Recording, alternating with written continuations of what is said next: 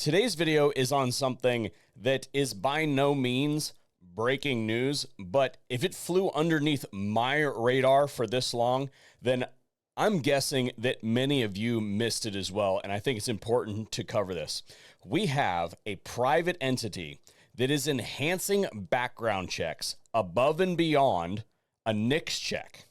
We're talking like Chinese social credit score type stuff to deny you your right to Second Amendment freedoms at the point of sale. I am absolutely aghast that somebody in the United States of America would think that something like this is an acceptable business practice. Well, that was until I saw their top brand ambassador.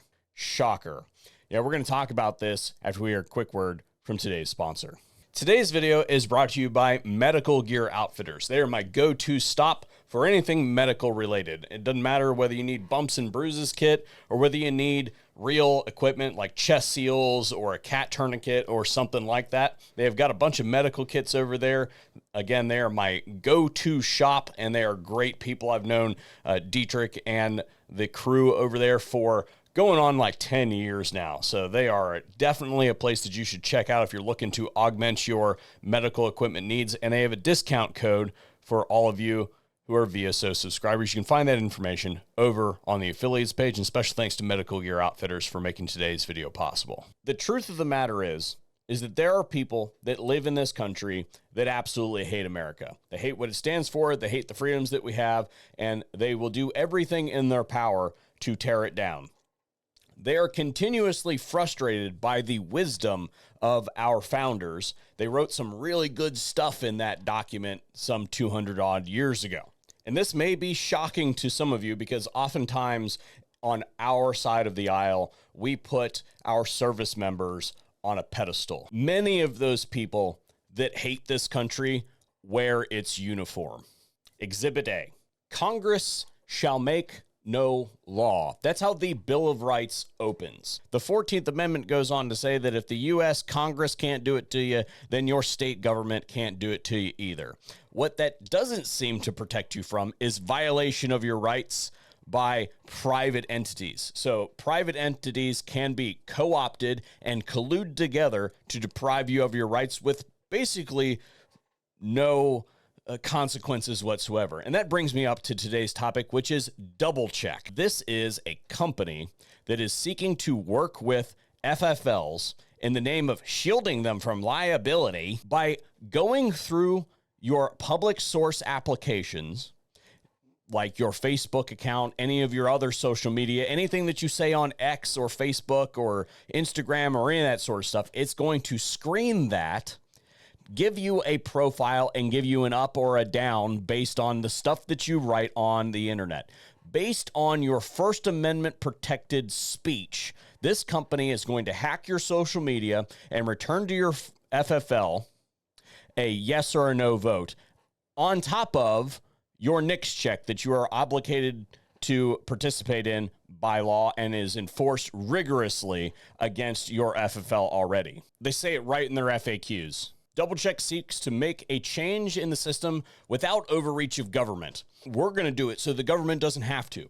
Are you serious?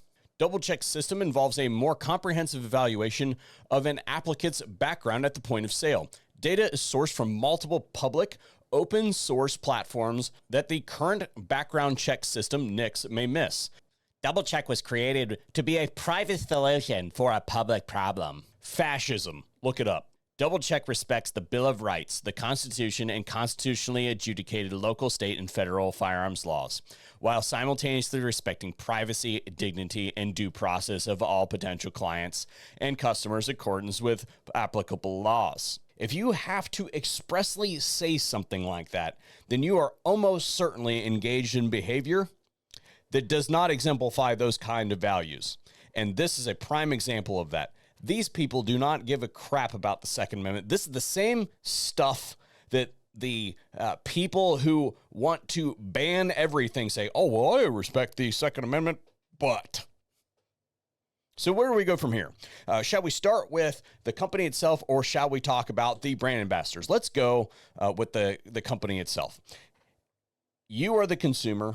You get to choose what is acceptable in the market or not. This company should fail easily, because if you walk into a place and that place is using this system, you should walk out and you should tell them why you're walking out. This kind of behavior is absolutely unacceptable. So it's one thing for the company to have a harebrained idea and do this thing. It's another thing for your FFL to incorporate it into their business plan. If you find an FFL that is using this system, you need to tell everybody about it. This is unacceptable behavior. Not only is it unacceptable behavior on the part of Double Check, but the business that is incorporating this should be boycotted by every single freedom-loving American. This is absolutely unacceptable behavior, and we shall not stand for it. Make them pariahs, drive them out of business, tell all your friends about it if you catch somebody using this. The second thing that I would like to say is about the brand ambassadors. Super cringe, pro-military posturing to try to get adoption by people who are like, I live the military. I like that they do whatever the government tells them to do. The one I'm going to focus in on is Tim Kennedy, because he's constantly in the news about this sort of thing. The things that I've seen people defend him on is, oh, well, you know, it was just one podcast, or, you know, it was just a couple statements here or there. Bullshit. This is a pattern of serial behavior. This man is a charlatan. He is a fraud. Any company that works, in fact, I'm going to announce this right now. Any company that has him as a brand ambassador, does any kind of content with him whatsoever, is absolutely excommunicated from working with me or any of my partners. I'm putting my foot down, and if more people in situations like mine would reciprocate, then we wouldn't have to deal with trash humans like this gaining credibility in our space. This is some top shelf bootlicking on exhibition. This is the kind of crap that turns up fudtastical normies that are like, oh, special forces warrior, the MMA fighter, he's super popular. This must be a cool thing. We must have to adopt this. Absolutely not. Just because you worked for the government in your youth does not automatically assure you aptitude in the firearms space. In fact, I would argue that being an agent of the government is exactly the opposite of what we should be accepting in our community. I understand that there's a natural progression for many people who have served in the military to become subject matter experts and have good real world perspective to bring to the market, but it should not automatically give you an express lane in.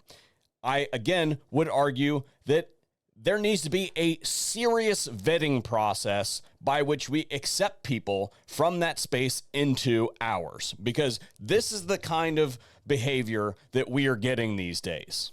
You need not look any further than the higher reaches of our government. A lot of those people serve in our military and turn out to be complete and utter shitbirds. So in closing, we have yet another attempt at privatized gun control. In that situation, you, the consumer, have the power.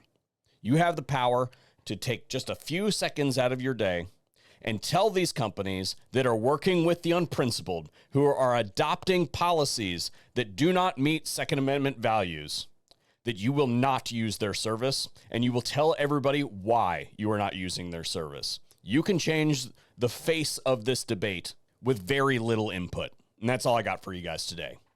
Be free.